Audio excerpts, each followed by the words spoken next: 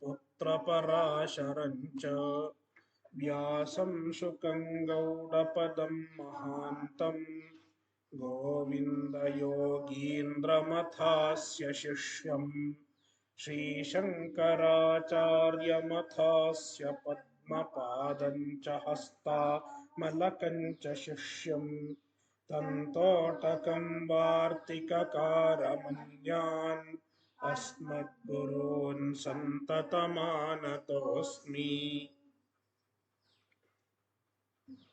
अध्याय 17 सप्तदशः अध्यायः।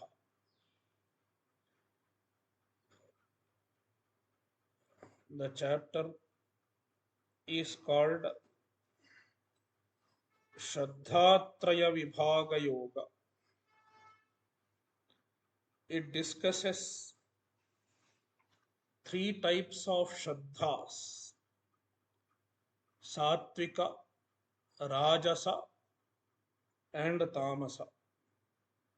The three types of Shraddhas are discussed.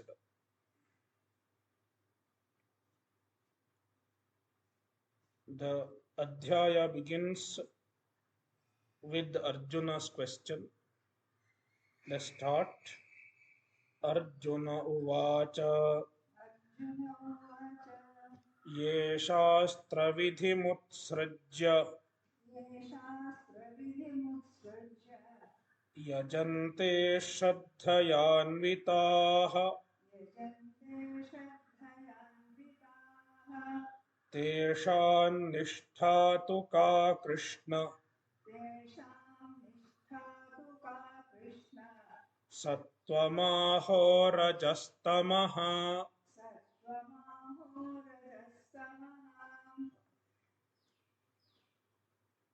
Arjuna is asking a question.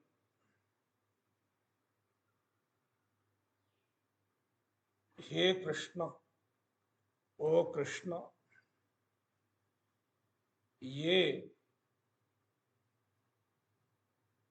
Shraddhaya Anvitaha, the people who have Shraddha, who are endowed with the Shraddha,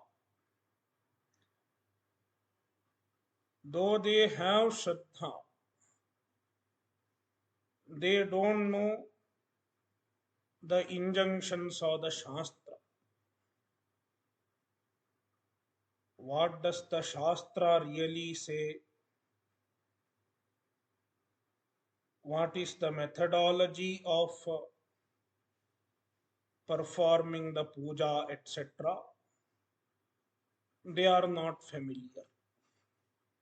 Therefore, Shastra Vidhim Utsrajya, giving up the Shastra Vidhi,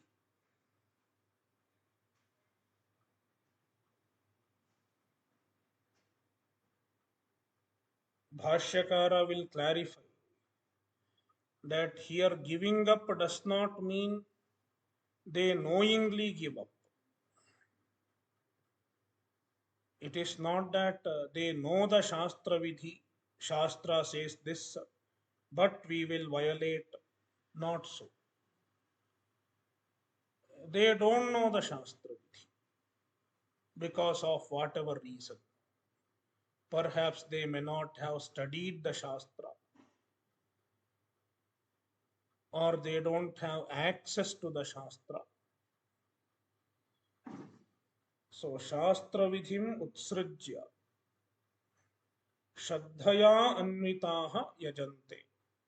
They perform the yajna, they perform the worship with the Shraddha.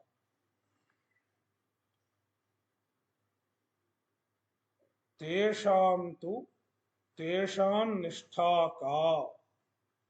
What is their Nishtha?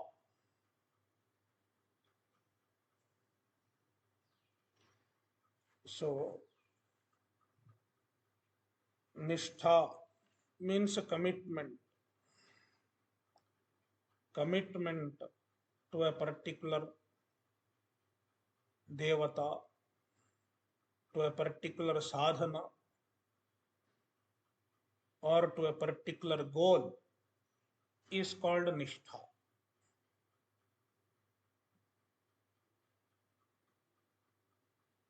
So what is their nishtha?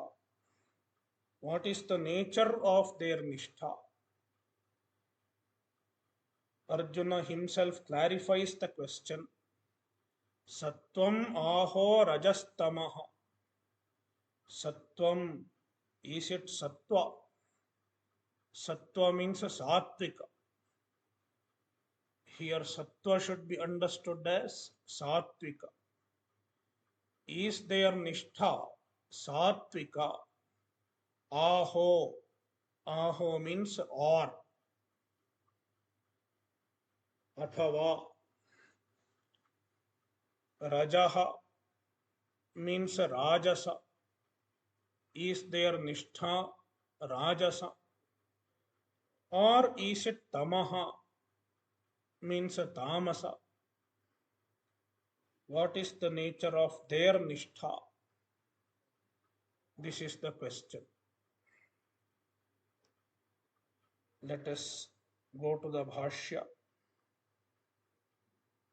Bhashyakara gives a sambandha to the previous adhyaya. Tasmat shastram pramanante iti bhagavad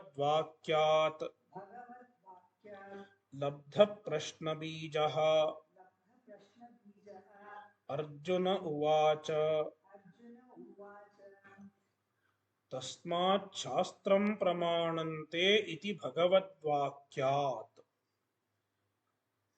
The final verse of the previous adhyaya. Tasmat shastram pramanante karyakarya vyavasthitau jnatva shastra vidhanoktam karma kartumiharhasi iti bhagavadvakyat. So from this statement of Bhagavan, Arjuna gets a reason to ask a question. Labdha prashna bijaha Arjuna. Arjuna got a reason to ask a question. Prashnasya bijaha prashna bijaha. Bija means cause. A cause for a question. Cause of a question is called prashna bija. Labdha labdham prashna bijam. Labdham prashna bijam yena saha labdha prashna bijaha. One who has got a reason to ask a question is called labdha prashna bijaha. Bahuvrihi samasa. Arjunaha uvacha. Arjuna asked. Arjuna said. Bhashya. Ye kechit avisheshitaha shastra vidhim shastra vidhanam shrutismati shastra chodanam utsrajya parityajya yajante devadin पूजयन्ति श्रद्धया अन्विताः श्रद्धया आस्तिक्य बुद्ध्या अन्विताः संयुक्ताः सन्तः श्रुतिलक्षणं स्मृतिलक्षणं वा कंचित शास्त्रविधिं अपश्यन्तः वृद्धव्यवहारदर्शनादेव ये श्रद्धानतया देवादीन् पूजयन्ति ते इह ये शास्त्रविधिम् उत्सृज्य यजन्ते श्रद्धया अन्विताः इत्येवं गृह्यन्ते ये पुनः कञ्चित् शास्त्रविधिम् उपलभमानाः एव तम् उत्सृज्य अयथाविधि देवादीन् पूजयन्ति ते इह ये शास्त्रविधिम् उत्सृज्य यजन्ते इति न परिगृह्यन्ते तस्मात् श्रद्धया अन्वितत्वविशेषणात्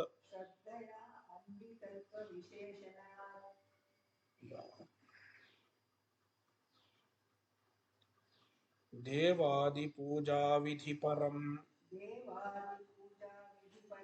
किञ्चित् शास्त्रम् पश्यन्तः एव तत् उत्सृज्य अश्रद्धधानतया तद्विहितायाम् देवादिपूजायाम् श्रद्धया अन्विताः प्रवर्तन्ते इति न शक्यं कल्पयितुं यस्मात् तस्मात् पूर्वोक्ताः एव ये शास्त्रविधिम् उत्सृज्य यजन्ते श्रद्धयान्विताः इति अत्र गृह्यन्ते तेषाम् एवं भूतानां निष्ठा तु का कृष्ण सत्वम् आहो रजः तमः किं सत्वं निष्ठा अवस्थानम् आहोस्वित् रजः अथवा तमः एतत् उक्तं भवति या तेषां देवादिविषया पूजा सा किं सात्विकी आहोस्वित् राजसी उत तामसी इति ये केचित् some people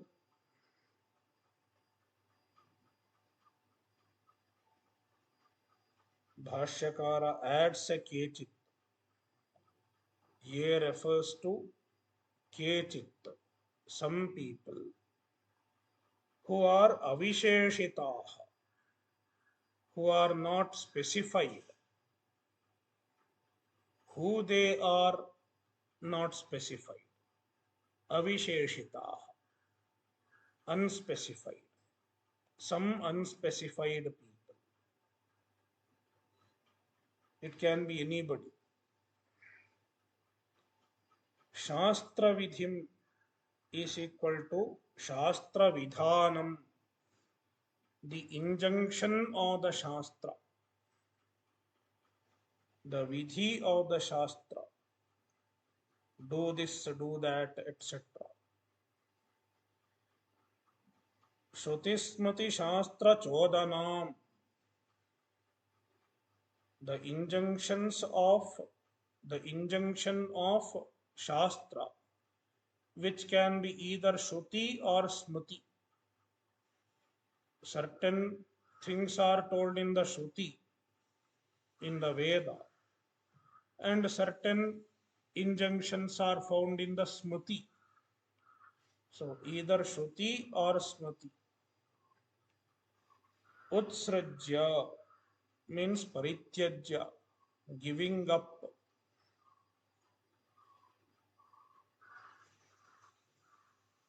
When we see this word giving up, we generally get an understanding that knowingly they violate the Shastra.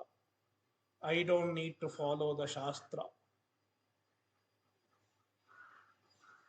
Yajante Devadin Pujayanti. Yajante is equal to Pujayanti. They worship. Whom? Devadi, Deva, etc. etc. will become clear later on. Devatas, Yaksha, Yaksharakshamsi, Preta Bhutagana, all those things are included. Adi, Deva Adi. Adi includes Yaksha, Raksha, Preta, Bhuta, etc. Shraddhaya Anvitaha, Shraddhaya Astikya Buddhya. Shraddha means Astikya Buddhi. Asti Veda Pramanyam इति मतिर्यस्य सः आस्तिकः आस्तिकस्य भावः आस्तिक्यम् one who accepts the Veda as pramana is called astika. The status of being an astika is called astikyam.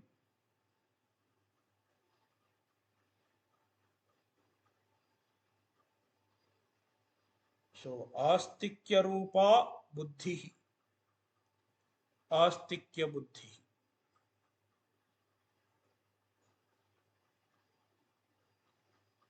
The attitude of astikya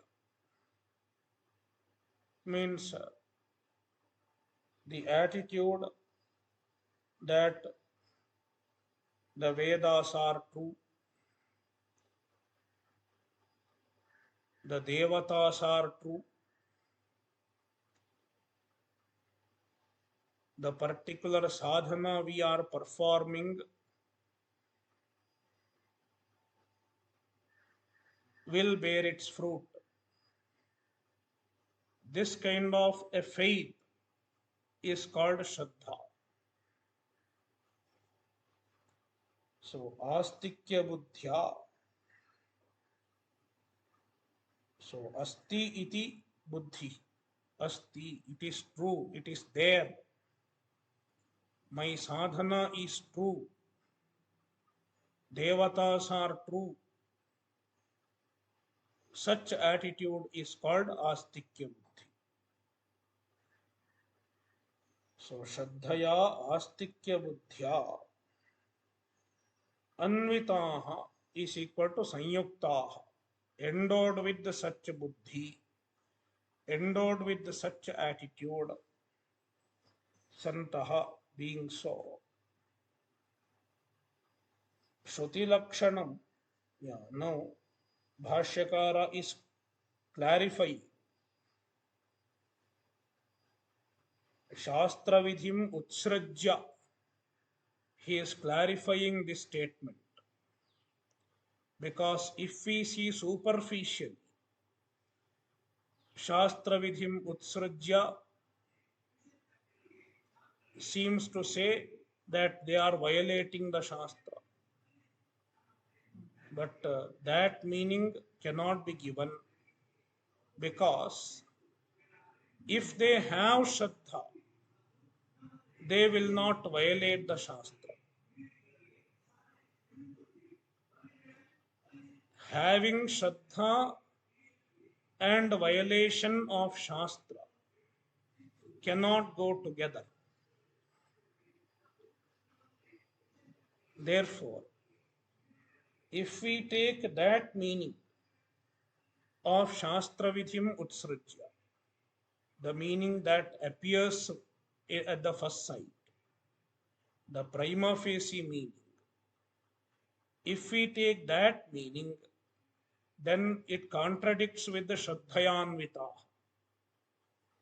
That is why Bhashyakara clarifies. Let us see. Shruti Lakshanam Smriti Lakshanam va Kanchit Shastra Vidhim Apashyantaha. Shruti Lakshanam Smriti Lakshanam Shastra Vidhim. The Shastra Vidhi, the injunctions of the Shastra, which is in the form of a Shruti or a Smriti. Either Shruti or Smriti. Apashyantaha, without knowing that. Ajanantaha, without knowing the Shruti Vakya or Smriti Vakya. Without knowing the injunction or the Shastra. If they don't know the injunction or the Shastra, then how will they know how to do puja, what kind of puja they should do? How will they know? Bhashyakara says, Vriddha Vyavahara Darshana Deva. They have seen the Vyavahara of the Vriddhas, the elders in the society or in their family. They have seen their father or grandfather doing a particular type of puja. And they also start doing the same puja. That is how most of the traditions of puja follow. Vriddhavyavahara darshanat eva. Just by seeing the Vriddhavyavahara, the actions of the elders, even this Vriddhavyavahara is also a pramana for dharma. Shrutihi smritihi sadacharaha. Sadachara means the actions of the people who follow the dharma. Even that serves as a praman for dharma. So, Vriddhavyavahara darshanadeva ye shaddadhanataya with shraddha devadin pujayanti, they worship the devata, etc. Te iha ye shastra vidhim utsrujya yajante shraddhaya anvitaha ityevam grishyante. Such people should be understood from the word ye shastra vidhim utsrujya. They, those people,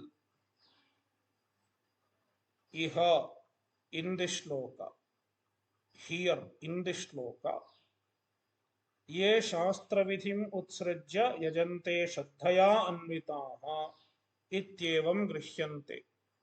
So they are referred to, they are mentioned in this shloka. Ye punaha, on the other hand, ye, some people, kanchit shastra vidhim upalabhamanaha, they know some shastra vidhi. If they don't know, somebody is ready to tell at least. Somebody is telling it is not the way. Still they ignore. This is a fashion nowadays. They will say, I am spiritual, not ritualistic. They try to separate ritual from spiritual. So,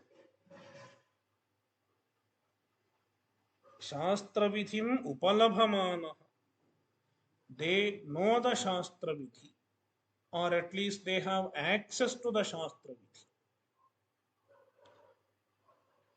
If they have a little Shraddha, they will take some trouble to go through the Shastra Vidhi and try to follow the Shastra Vidhi, at least to the extent it is practically possible. So, Upalabhamanaha eva, though they know the Shastra Vidhi, tam utsrajya, they ignore it, they ignore the Shastra Vidhi, and ayatha Vidhi, without following the Vidhi, Vidhim anatikramya yatha Vidhi, न यथा विधि अयथा विधि, विधिम अनतिक्रम्य यथा विधि, अव्ययी भाव समास, न यथा विधि अयथा विधि, नन्य तत्पुरुष समास. देवादीन पूजयन्ति, they worship the devata etc. without following the vidhi. ते इह ये शास्त्र विधिम उत्सृज्य यजन्ते इति न परिगृह्यन्ते. They are not mentioned here by Arjuna. Ye Shastra Vidhim Utsrajya iti. Kasmat, why we should not take such people? Shraddhaya Anvitatva Visheshanat. Because there is the Visheshana, there is the specification. Shraddhaya Anvitaha. They are endowed with the Shraddha. This is mentioned as a Visheshana, as an adjective. देवादि पूजा परम किंचित शास्त्रम पश्यन्तः एव तत् उत्सृज्य अश्रद्धधानतया. So he explains this reason. देवादि पूजा परम किंचित शास्त्रम पश्यन्तः एव, though they know some shastra which talks about Devadi Puja, yet tat utsrajya, they give it up, they ignore it. Why they ignore it? Ashraddadhanataya. When you know something and you are ignoring it, it is possible only because of ashraddadhanata. This person does not have enough shraddha. That is why he ignores. Why I should follow the Shastra? I will do in my own way. Shastra has taught in some way. I will do in my own way, modern way. So, Ashraddadhanataya utsrajya तद्विहितायां देवपूजायां श्रद्धया अन्विताः प्रवर्तन्ते इति न शक्यं कल्पयितुम्. So they give up the Shastra Vidhi because they don't have Shraddha. Yet tadvihitayam deva pujaya, the deva puja which is enjoined by the Shastra, Shraddhaya anvitaha pravartante, they engage with the Shraddha. Iti kalpayitum na shakyam. One cannot do such kalpana. One cannot ascribe this meaning. So kalpayitum means to ascribe this meaning, na shakyam. It is not possible. Yasmat. Yasmat should go first. Deva Yasmat Devadi Puja Vidhi Param Kinchit Shastram. So Yasmat should connect before that. Yasmat Devadi Puja Vidhi Param Kinchit Shastram. So since Yasmat means since one cannot imagine so, since one cannot attribute this meaning, since one cannot ascribe this meaning, tasmat, therefore, purvoktaha eva, those who are told first, those who are told earlier, who are they? Shastra Vihitam, sorry, Shruti Lakshanam, Smriti Lakshanam va Kanchit Shastra Vidhim Apashyantaha. There it is told. Shruti Lakshanam, Smriti Lakshanam va Kanchit Shastram Apashyantaha. Such people are referred to as Purvoktaha. Purvoktaha eva, only those people, means those who do not know the Shastra Vidhi. ये शास्त्र विधिम उत्सृज्य यजन्ते श्रद्धयान्विताः इति अत्र गृह्यन्ते. Such people are mentioned here.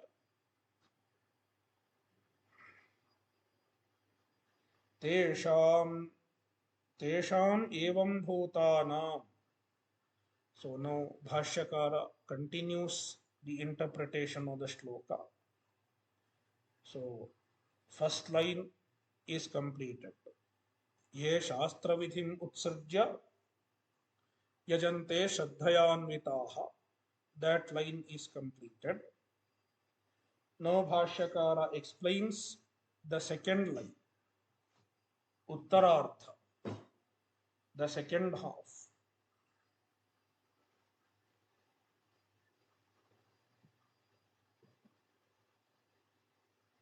Tesham evam bhutanam.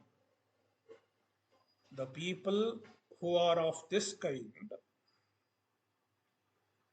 nishtha tu. There is a tu. Tu indicates the vailakshanya. Tu distinguishes the previous people. Previous people means the people who are mentioned in shloka 24 of chapter 16. Means those who follow the Shastra properly. They know the Shastra. Jnatva Shastra Vidhanoktam Karma Kartumiharhasi. Those who know the Shastra and follow the Shastra. They are obviously Sattvika. So, unlike them, these people who don't know the Shastra Vidhi, but they do puja with the Shraddha. Nishtha tu ka. What is their nishtha? He Krishna, Sattvam aho rajastamaha. Kim Sattvam nishtha? Here nishtha means avasthanam. Nishtha means commitment. Avasthan, commitment. Whether their commitment is sattva. Sattva means sattvika.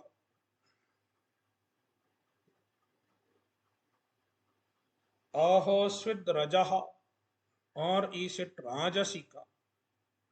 Athava tamaha, or is it tamasika?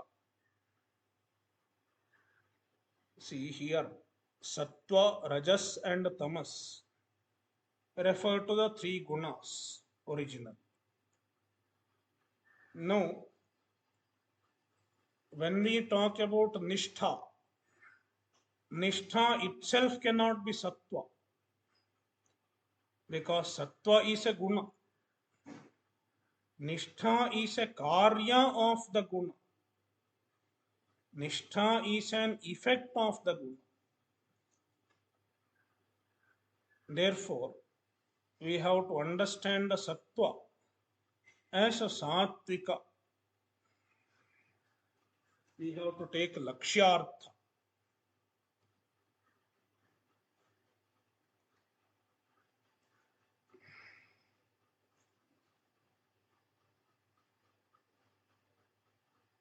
So, etat uktam bhavati.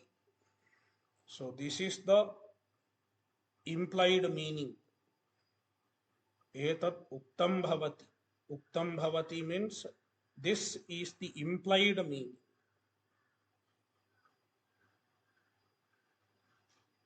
What? Ya tesham devadi vishaya puja. Puja, their worship of devata, etc.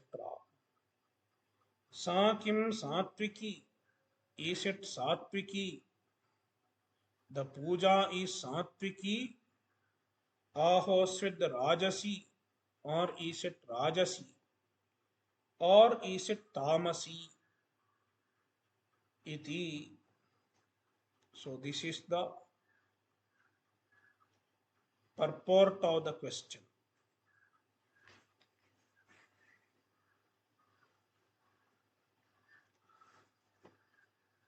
Next shloka. Shri Bhagavanuvacha Trividha bhavati shraddha Dehinam sa swabhavaja Satviki rajasi chaiva Tamasi cheti tam shanu.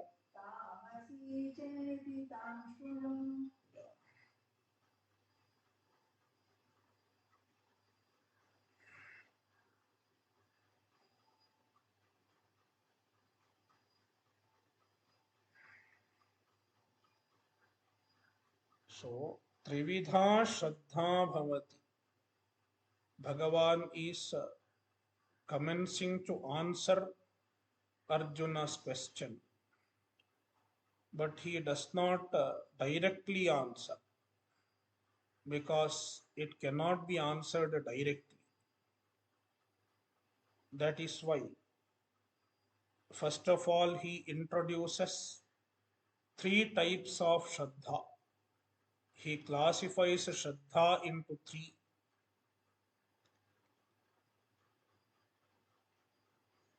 Dehinam Trividha Shraddha Bhavati.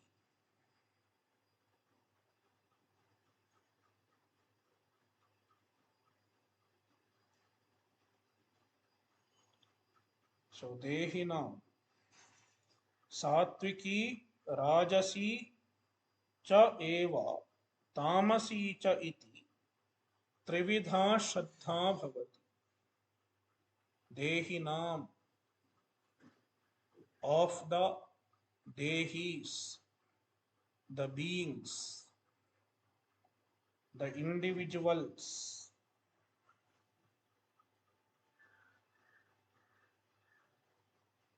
Satviki Rajasi chaiva Tamasi iti Trividha Shraddha Bhavati. So there are three types of Shraddha: Satviki, Rajasi, and Tamasi. Satviki Shraddha, Rajasi Shraddha, and Tamasi Shraddha. Sa Swabhavaja. This Shraddha is Swabhavaja. Swabhava means the samskara. Swabhava refers to the samskara.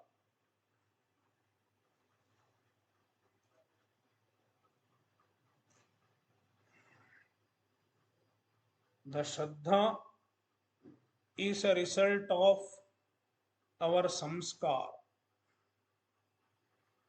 What kind of samskara we have,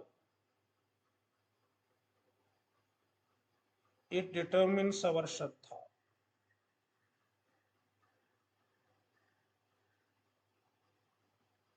Therefore, Swabhavaja Shraddha.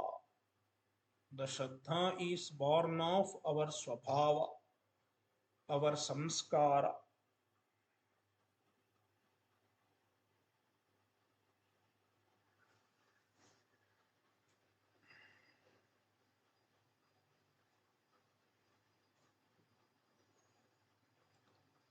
Tataha Jata, sorry, Tam Shanu. Please listen to the Shraddha. So Bhagavan is going to explain the three types of Shraddha from the next shloka. Samanya Vishayaha Ayam Prashnaha Na Apravibhajya Prativachanam Arhati Iti Shri Bhagavan Uvacha.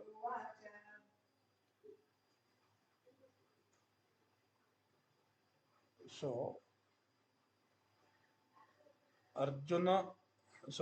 Bhagavan is not answering Arjuna's question directly. Yes, it is Satviki,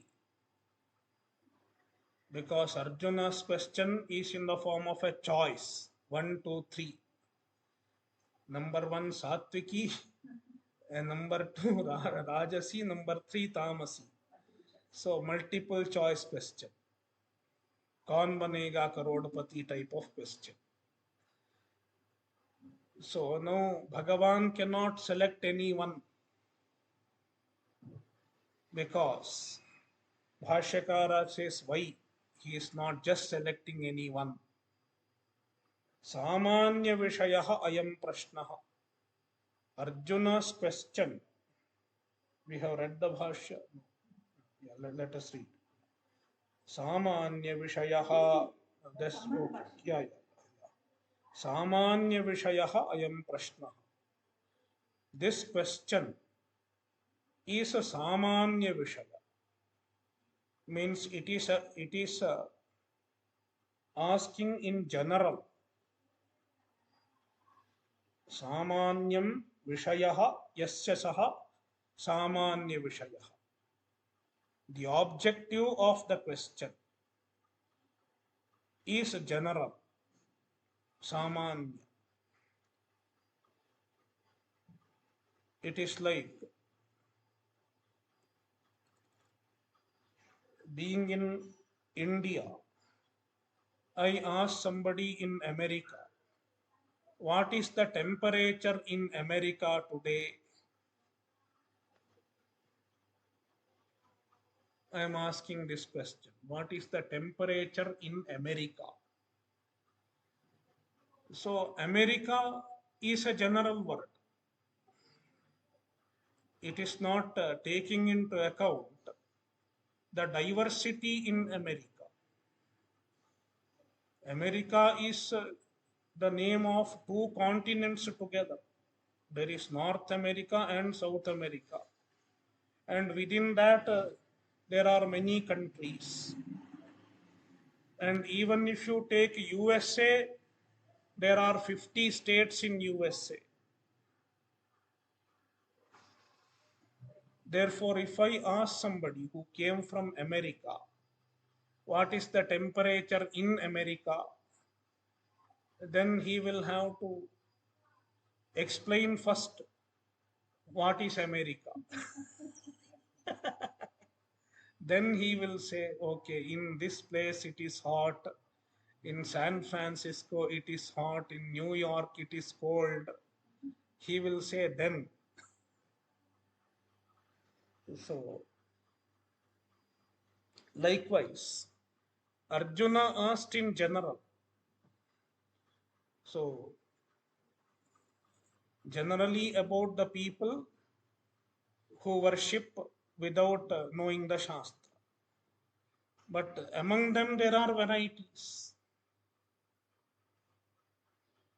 Even among them there are various types.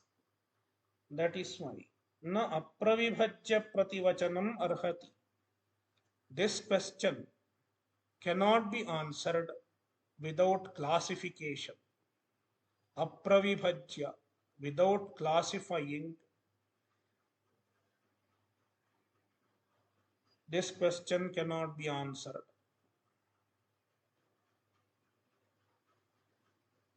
Iti, therefore, Sri Bhagavan Uvacha, Bhagavan says,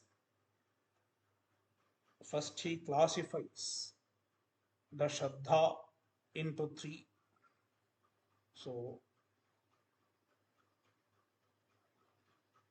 Arjuna asked Shraddhaya Anvita.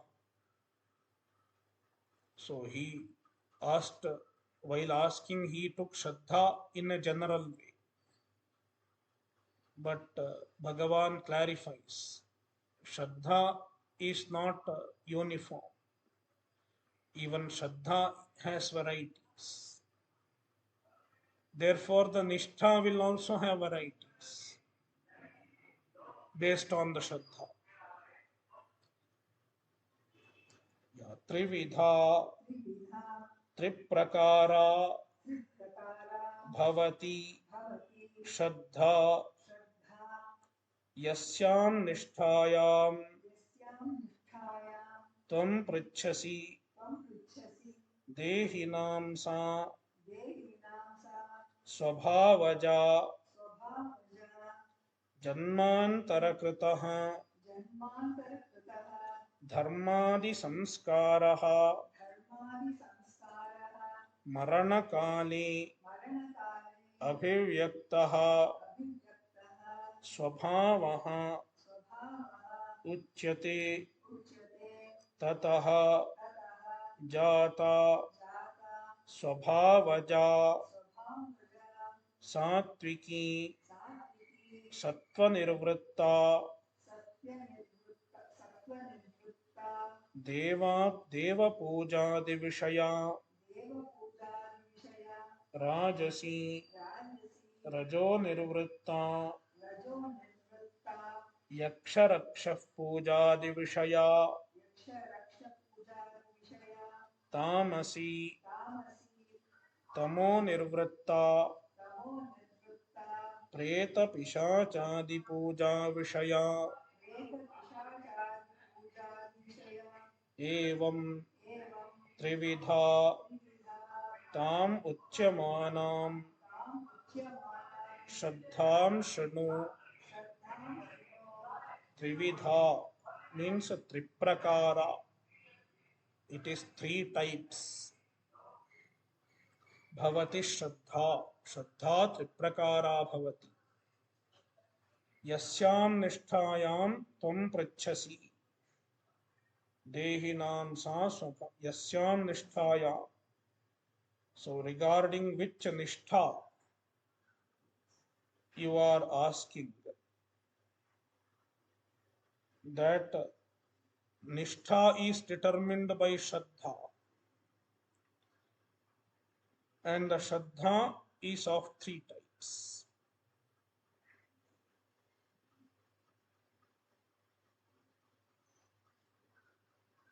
Dehinam Sa Swabhavaja.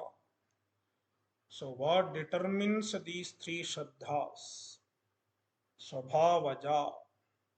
Bhashyakara explains the meaning of the word Swabhava. Janmantarakritah dharma dharmadi samskaraha. The samskara of dharma, adharma, etc. All the actions we do gets stored in our mind in the form of samskar, in the form of hidden impressions.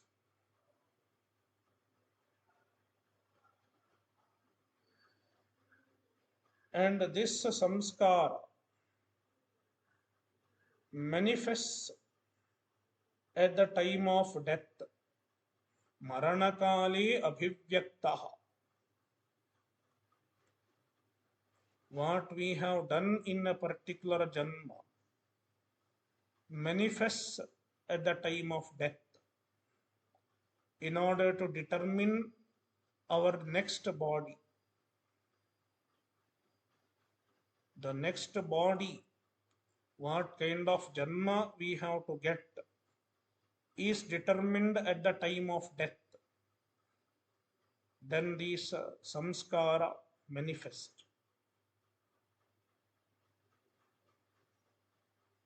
So maranakale abhivyaktaha, which manifested during our previous death. What we have done in the previous janma or previous janmas, a few janmas, it manifested during our previous death, at the time of our death. And that determined our present janma. What kind of body we should have and what should be our disposition. Even our disposition is determined at that time to a large extent on account of our samskara, our punya, papa, etc.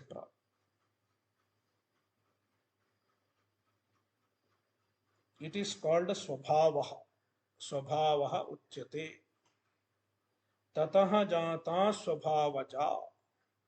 Tataha swabhavat jata swabhavaja. Born of the swabhava is called swabhavaja. Satviki, sattva nirvritta. Satviki means sattva nirvritta. It is caused by sattva. Deva pujadi vishaya. Satviki shraddha is regarding Deva puja, etc. Worshipping Devata, etc. The Shraddha in worshipping Devata, etc. is caused by Sattva Guna. Therefore, it is called Satviki. Rajasi, Rajonirvritta. Rajasi Shraddha means it is born of Rajoguna. Yaksharakshah Pujadi Vishaya. And the Rajasi Shraddha, which will be explained later, it is with respect to the worship of Yaksha, Rakshas, etc. And Tamasi is equal to Tamo Nirvritta. Tamasi Shraddha is born of Tamo Guna. Preta Pishachadi Puja Vishaya. It is with respect to the worship of Preta, Pishacha, etc. Evam Trividha. In this manner, Shraddha is Trividha, three types. Tam Uchyamanam Shraddham Shanu. Please listen to the Shraddha which is being told. Om Purnamadah Purnamidam Purnat Purnamudachyate Purnasya Purnamadaya Purnamevavashishyate. Om Shanti Shanti Shanti. Harihi Om Shri Gurubhyo Namaha. Harihi Om.